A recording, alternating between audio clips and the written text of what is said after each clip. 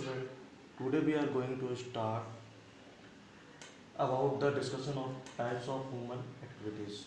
हम human activities के बारे में यहाँ पर डिस्कस करेंगे। इससे पहले वाली वीडियो में हमने डिस्कस किया था ह्यूमन एक्टिविटीज़ या ह्यूमन एक्टिविटीज़ क्या होती हैं, ठीक है। तो उसमें हमने डिस्कस किया था कि जो भी पर्सन है, कोई ना हर व्यक्ति अपनी किसी न किसी नीड्स को फुलफ़िल करने के लिए, अपनी नीड्स को सेटिस्फाई करने के लिए कुछ ना कुछ परफॉर्म करता है। जो भी उसकी नीड्स हैं, उसकी वांट्स हैं, उन नीड्स और वांट्स को सेटिस्फाई करने के लिए वो कुछ ना कुछ परफॉर्म करता है, ठीक है। तो उसी परफॉर्मेंस के बेसिस पर यहाँ पर हमने उसकी नीड्स और वांट्स को सेटिस्फाई करने के लिए कैटेगराइज किया है कि ह्यूमन एक्टिविटीज़ को हम कितने कैटेगरीज में डिवाइड कर सकते हैं, टाइप्स ऑफ ह्यूमन एक्टिविटीज। इसमें कह रहा है all human beings are engage in some activities. हर व्यक्ति किसी न किसी एक्टिविटीज़ में एंगेज और इन्वॉल्व होता है, और the others in order to satisfy their basic needs. वो अपनी कोई ना कोई बेसिक नीड्स के को सेटिस्फाई करने के लिए, बेसिक नीड्स की सेटिस्फेक्शन के लिए एंगेज होता है, ठीक है। For example, farmer are busy in their fields.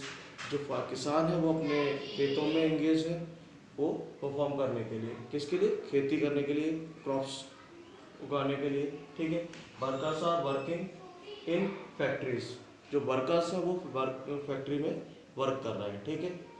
आगे प्रोफेशनल्स। अब यहाँ पर ये तो बारी बात थी हमारी क्या नाम है, पर्टिकुलर पर्सन की जो किसी न किसी अदर के लिए एक्टिविटीज़ में इन्वॉल्व है। बट यहाँ पर प्रोफेशनल्स लाइक सीए और डॉक्टर।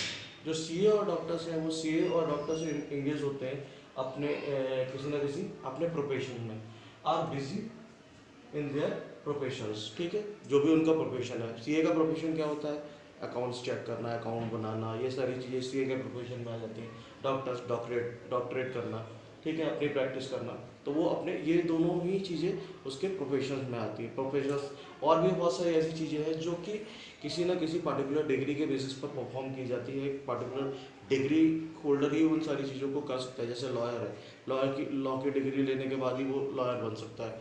डॉक्टर है, डॉक्टरेट की डिग्री लेने के बाद ही वो डॉक्टर बन सकता है। सीए, चार्टर्ड अकाउंट का प्रोफेशनल कोर्स करने के बाद ही वो सीए बन सकता है। तो इस कहने का मीन्स यहाँ पर क्या है कि वो कुछ ऐसे भी एक्टिविटीज़ हैं जो किसी पर्टिकुलर एक्टिविटी, किसी भी पर्टिकुलर कोर्स को करने के बाद में तब हम उसमें एंगेज होंगे, वो हमारे सारे प्रोफेशनल्स कॉल किए जाते हैं या प्रोफेशन में आते हैं, ठीक है। इसी तरह से टीचर के अगर हम एग्जाम्पल लें तो टीचर अगर टीचिंग के फील्ड में इन्वॉल्व है तो उसको भी किसी ना किसी एक डिग्री की रिक्वायरमेंट होगी। बगैर डिग्री के वो टीचिंग प्रोफेशन में इन्वॉल्व नहीं हो सकता, क्योंकि उसको टीचिंग पार्ट जो है वो कहीं ना कहीं वैलिड नहीं माना जाए, ठीक है। इसमें कह रहा है depend on wants, all human activities can be broadly be divided into two categories। अपन लोग वांट्स के बेसिस पर हम उन सारी एक्टिविटीज़ को दो कैटेगरी में डिवाइड कर सकते हैं, जैसा कि ऊपर मैंने बताया था। अब वो कैटेगरीज क्या है, ह्यूमन एक्टिविटीज़, इकोनॉमिक एक्टिविटीज़, और सेकंड कैटेगरी है हमारी नॉन इकोनॉमिक एक्टिविटीज़। अब इकोनॉमिक एक्टिविटीज़ में अंडरटेकिंग टू अर्न मनी। इन इकोनॉमिक एक्टिविटीज़ में क्या होता है, जो भी पर्सन इकोनॉमिक एक्टिविटीज़ में अगर इन्वॉल्व होता है तो उसका मेन मोटो क्या होता है, मेन मोटो होता है उसका प्रॉफिट अर्न करना, मनी अर्न करना, ठीक है, पैसा अर्न करना, ठीक है। किसी भी अगर कोई बिजनेसमैन है, बिजनेसमैन किसी बिजनेस में इंगेज होगा तो वो क्या कर रहा है, पैसे प्रॉफिट अर्न कर रहा है। प्रॉफिट के किस फॉर्म में आएगा, उसका मनी के फॉर्म में आएगा। इसी तरह से यहाँ पर अंडरटेकिंग टू गेट सेटिस्फेक्शन। जो नॉन इकोनॉमिक एक्टिविटीज़ है वहाँ पर कोई भी मॉनेटरी बेनिफिट्स नहीं होते, कोई भी मनी में से रिलेटेड बेनिफिट्स नहीं मिलते, फिर भी इसको परफॉर्म करने के बाद एक अलग ही सेटिस्फेक्शन मिलता है, जो कि एक ह्यूमन सेटिस्फेक्शन कॉल किया जाता है, ठीक है। अब इसमें अब हम उसी को डीपली लेकर के चल रहे हैं, इकोनॉमिक एक्टिविटीज़ को और नॉन इकोनॉमिक एक्टिविटीज़ को हम डीपली उसके बारे में डिटेलिंग में जा रहे हैं, ठीक है।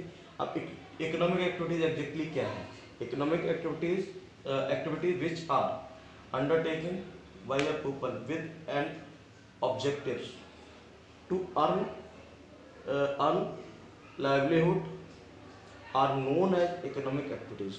कहने का मीन्स यहाँ पर क्या है, इकोनॉमिक एक्टिविटीज़ वो एक्टिविटी है जहाँ पर लोग अपनी जीवन यापन के लिए, अब जीवन यापन में यहाँ से मतलब क्या है कि हम अपना जीवन में अपनी लाइफ को सर्वाइव करने के लिए किसी न किसी वर्क में इन्वॉल्व होते हैं। अब वो जिस वर्क में भी हम इन्वॉल्व हो रहे हैं वहाँ से हमारा क्या मकसद रहेगा कि हम कुछ ना कुछ अर्न करके लाएं, कोई ना कोई मनी अर्न करें, ठीक है।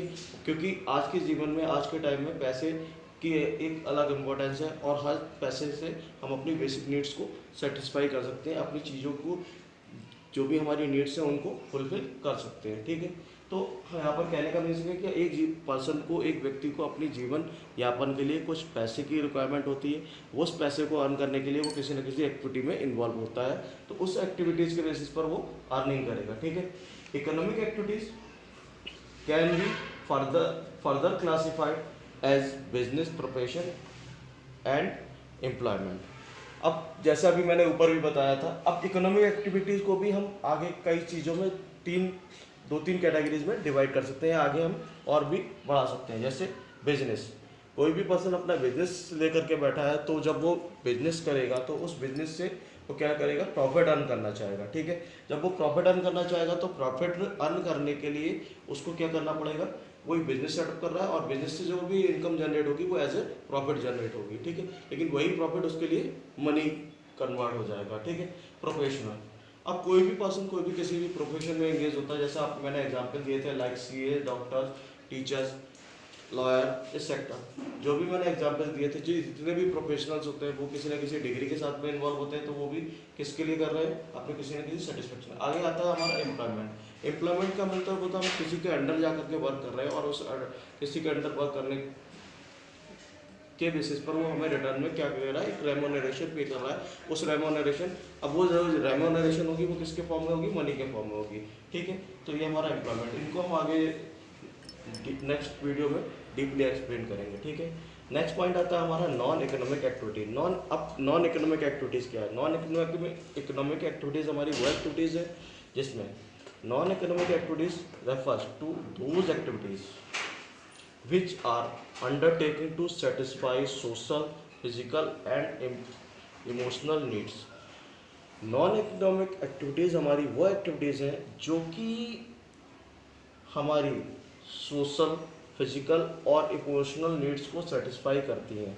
सिंपल सा हम कहें तो on the basis of non economic activities we can satisfy themselves by the performing these activities.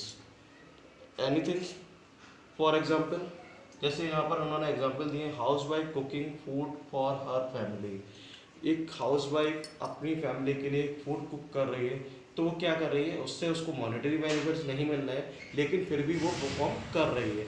उसकी परफॉर्मेंस के बेसिस पर उसको क्या मिलेगा, खुद को सेटिस्फेक्शन मिलेगा कि उसने अपनी फैमिली के लिए, अपने बच्चों की, हस्बैंड के लिए, अपने बच्चों के लिए खाना पका के दिया, तो ये उसको पर्सनल सेटिस्फेक्शन मिलेगा, ठीक है। इसी तरह से a teacher teaching his own son etcetera. अब कोई भी टीचर है वो अपने बेटे को, अपने बच्चे को पढ़ा रहा है, तो जब वो अपने बेटे और बच्चे को पढ़ा रहा है तो उस कंडीशन में उसको क्या है, तो उस कंडीशन में उसको कोई भी रेमोनरेशन, कोई भी मनी, कोई मॉनेटरी बेनिफिट्स नहीं मिलेंगे, लेकिन फिर भी उसको एक सेटिस्फेक्शन मिलेगा। वो सेटिस्फेक्शन क्या होगा, वो सेटिस्फेक्शन ये होगा कि वो अपने बेटे को पढ़ा रहा है, एक वैल्यूएबल थिंग्स दे रहा है, कोई भी वैल्यूएबल थिंग्स दे रहा है। तो ये सब चीज़ें क्या है, ये कहीं ना कहीं उसमें आती हैं हमारे सेल्फ सेटिस्फेक्शन में, ठीक है।